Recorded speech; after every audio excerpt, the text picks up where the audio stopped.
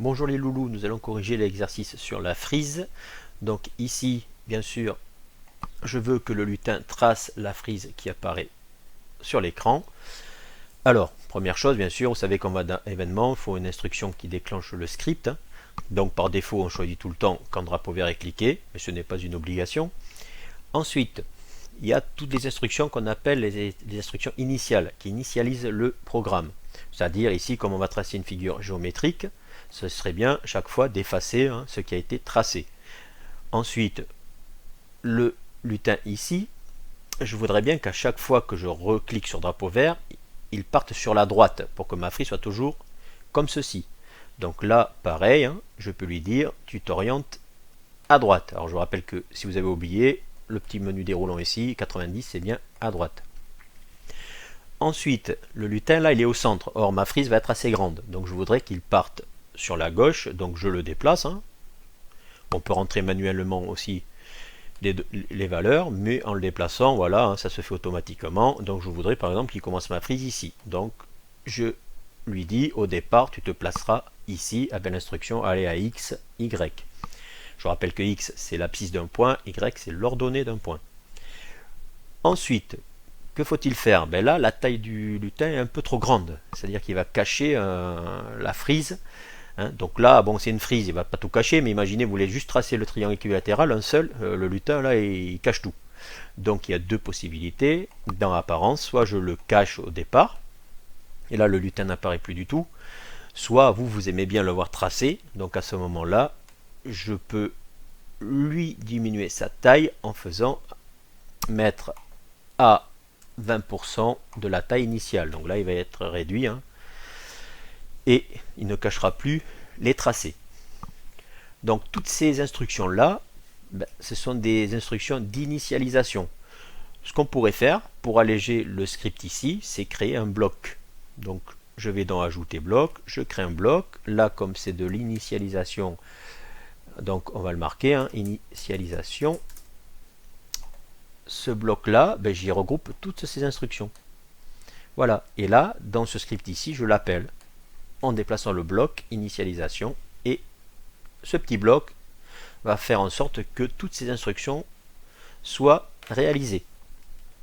Donc maintenant qu'on a ceci, je vous rappelle que le motif de base ici, c'est un triangle équilatéral de côté 50. Il n'y a pas d'unité puisque sur Scratch, on utilise le pixel. Donc là, comme j'ai trois côtés, il va falloir être judicieux maintenant et essayer d'optimiser votre script en utilisant des boucles comme répéter 3 fois puisque j'ai 3 côtés. Donc on va répéter 3 fois, avancer de 50 puisque le côté c'est 50. OK. Et ensuite tourner à gauche de, et là l'erreur que l'on voit souvent, c'est que vous mettez 60 degrés ici. Or, je vous le rappelle, ici on va basculer sur l'arrière-plan. Je veux tracer ce triangle équilatéral. Donc là, le lutin trace à 60. Or, lui, ici, il continue. Il est orienté à droite.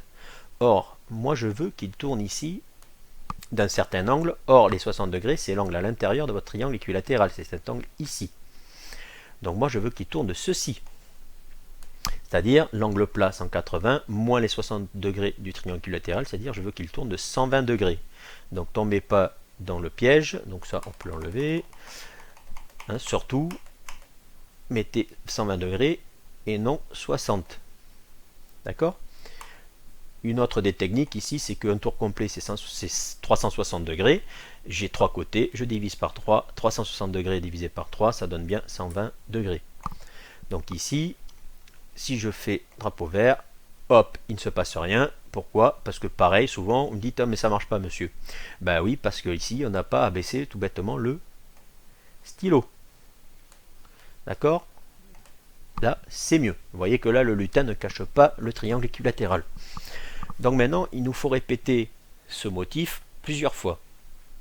Combien de fois exactement? 8 fois, puisque j'ai 8 triangles équilatéraux. Donc ici, ce que je pourrais faire, c'est lui dire répéter 8 fois. Alors attention, il doit répéter tout ça. D'accord? Il doit répéter 8 fois le tracé d'un triangle équilatéral. Alors, ici, si vous laissez comme ça, il va y avoir une erreur. Parce qu'il va répéter 8 fois. Ici, il trace le triangle équilatéral, il se retrouve ici, donc il va à chaque fois retracer le même.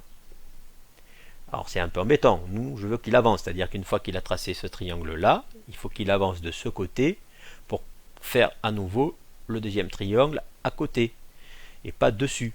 Donc là, à chaque fois, il faut qu'il avance de 60 sur la droite. Or, comme on l'a orienté à 60 à droite au départ, il n'y a pas de souci. Donc là, maintenant, il faut que je lui dise, ici, en dehors de ma boucle, tu traces mon triangle équilatéral, c'est cette boucle ici qui trace un des triangles. Tu avances de 50, pourquoi je dis 60 depuis tout à l'heure, c'est 50 hein, le côté. Une fois qu'il a avancé de 50, il se retrouve ici. Et là, à nouveau, il trace mon triangle équilatéral, c'est-à-dire celui-ci. Il avance à nouveau de 60, il se retrouve là. Il trace ce triangle équilatéral. Il avance à nouveau de 60, il trace celui-ci, etc. Donc ça devrait nous donner la frise, vous voyez? Donc c'est très beau. Alors, ici, ça ne nous dérange pas tellement parce que les traits sont tellement fins que ça ne se voit pas. Mais qu'a fait le lutin ici à chaque fois qu'on l'a fait avancer de 60, puisque ce triangle-là, il l'avait tracé déjà. Quand je l'ai fait avancer de 60, il retrace ce trait.